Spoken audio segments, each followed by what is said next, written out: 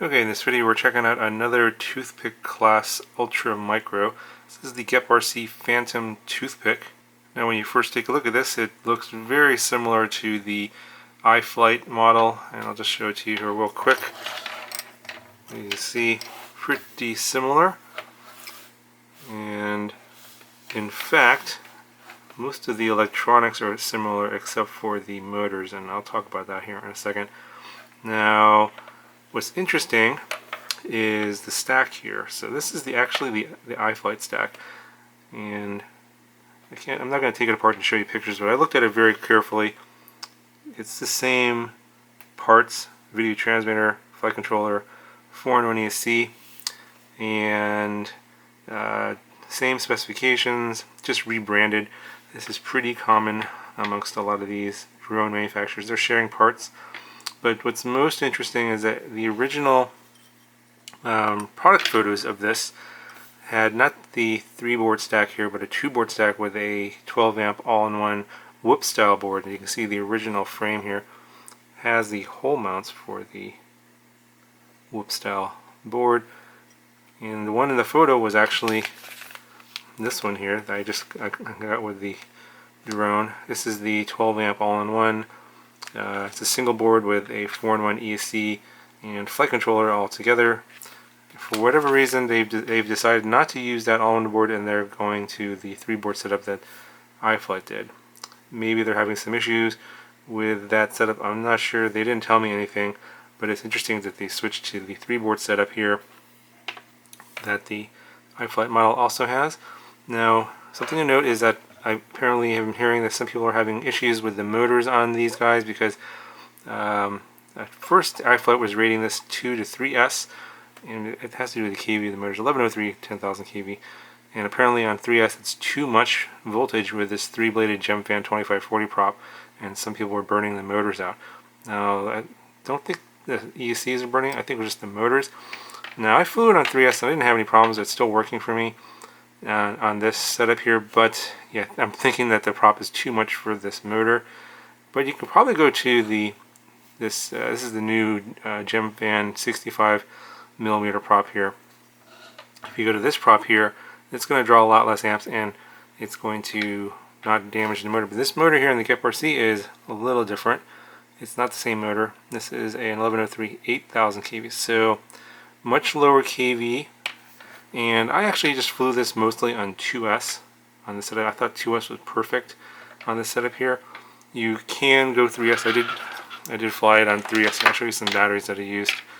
So I used this 2S battery. This is from Crazy Pony, and it's a 500 milliamp hour 2S. And then I used this 450 2S from iFlight RC. Both performed totally fine. And I also used this 300 milliamp hour Happy Model 3S battery, and this model, a little different. It's designed for the batteries to go on top, as you can see, and they have the battery lead here on the side zip tied right there, so that once you plug it in, it doesn't get into the props. I didn't have any issues with prop strikes on the battery lead. Now, I'll put links to all the batteries down in the description. Now, when I did fly this on 3S, it's I think like the Sailfly and some of the others in this ultralight class, I think 3S might be a bit much. So as I said, I didn't change any settings. I just flew it exactly the way it came to me with the PIDs and everything. I believe the PIDs are probably best for 2S. Now, if you do want to do 3S, you could probably tweak the PIDs a little bit and put in a throttle cut, because the top end of the range on 3S on this motor is not really doing a whole lot, so I would probably do something similar to that. But I'm not, I did all that with the Sailfly. I'm not going to do that for this video. I think that if you just want to do 2S on those 2 batteries, you'll be totally happy. It's freestyle. It's plenty fast on 2S. I think it's going to be great, and it's it came with a good tune. I didn't really do much. I just bound it, changed some rates, and bound to my transmitter, and also changed the modes to my transmitter. And that's pretty much it. The frame on here is a little different. It's 1.5mm bottom plate, so it's a little bit skinnier, so has a little bit more flex than the one on the iFlight model, which is a 2.5mm bottom plate.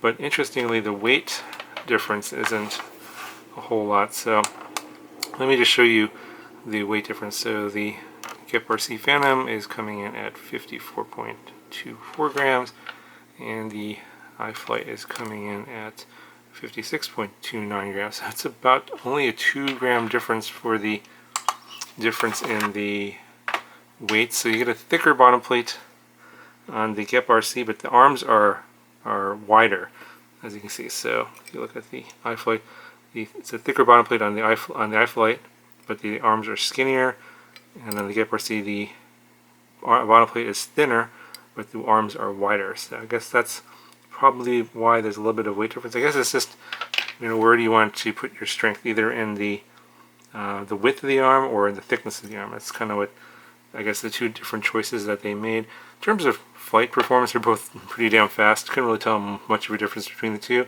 but if you're wondering why there's a weight difference, I think that's probably what's going on there. Okay, so the cameras are the same on both. The receivers are both also the same as well, XM Plus receivers. This one does come with a capacitor, so that might help in terms of like voltage spikes. And then it does come with these antenna tubes. These are a little bit longer on the GEP-RC model versus the iFlight model. So in terms of the price differences, prices fluctuate. So as of today, this is about $140 here, as you see, with the receiver. I believe the iFlight model is pretty similar in price, maybe like $10 less, but prices fluctuate as well. And there's probably going to be a coupon code down either in the description or in the pinned comment if you're trying to get a discount on this one. If you're a Free Sky flyer, have a Free Sky Racer, or Free Sky Radio, I would recommend just getting the XM Plus version. I've heard stories of people having issues with soldering these receivers to this really tiny 16 by 16 board and having issues with that. So if you already have a Free Sky Radio, I would recommend getting the Free Sky version versus the receiver-less version and have to deal with soldering up your receiver. So this was pretty nice. I didn't have to do any tweaking, soldering, or anything. I just bound it up and checked a couple things and went and flew it. It literally took about 10 minutes. So yeah, overall I'm pretty happy with this. It's a really good model, good out-of-the-box experience. If you want to get into these little ultra light toothpick class FPV racers and don't want to deal with a lot of building hassles or whatever, just want to go and fly and have fun, this is the model you definitely want to check out. Anyway guys, here's some more flight footage for you. If you have any questions, let me know, and I'll talk to you guys in the next one.